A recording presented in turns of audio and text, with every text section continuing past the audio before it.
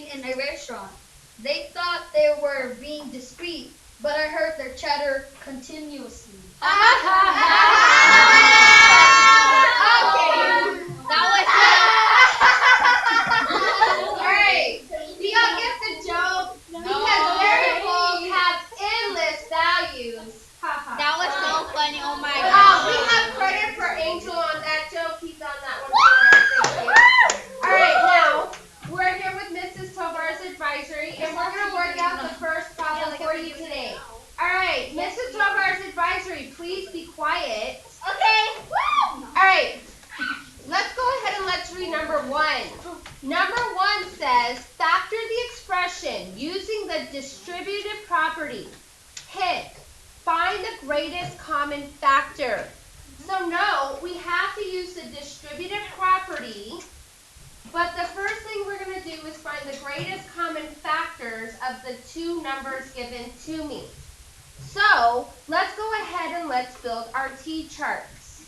So I'm going to build a T-chart for 35, as well as I'm going to build a T-chart for 28. All right, please raise your hand, and can someone give me all the factors of 35? Skylar. 1 and 35. 1 and 35, very good, Skylar. What else, ma'am? 5 and 7. 5 and 7. That's wrong. Kimberly, why is she wrong?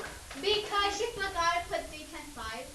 Wait, no, Well, 3 times 5 is 15, so I'm going to agree with Skylar here and say that she is correct.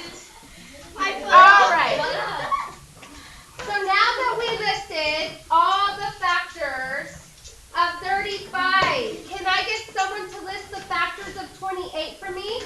All right, Sylvester, go ahead and answer this for us, please. 28. Very good. 1 and 28. Are there any more factors? I'm sorry. 2 and 14. Awesome. 4 and 7. And then good. 4 and 7. Can we think of any more, class? No. All right. So then we do our U-turn. All right. Now it says, what is the greatest common factor? Raise your hand and tell me what the greatest common factor is. William. 7. 7. Very good. So I'm going to put 7 on the outside to start my distributive property. Now that 7's on the outside, I'm now going to ask myself the question of 7 times what gives me 35. 5. Very good, 5. And look how when you set up your T-chart, it's already there for you. So now I'm going to put 5 here with an X behind it because I have an X behind 35. Then I'm going to follow my sign. I see I have a plus sign, so I'm going to follow my plus sign.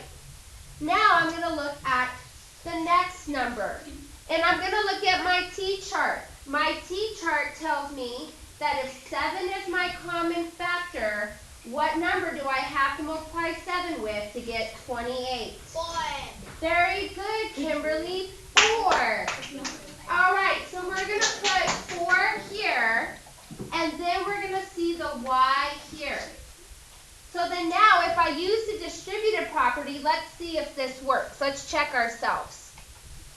7 times 5x is 35x plus 7 times 4y is 28y. So if I factored correctly, sorry, I was getting after some students, then I can see that if I do the distributive property, I end up with what I started with. Go ahead and try number 2 all by yourself. Give it up for Miss Salty! So salty. Miss, why'd you have to say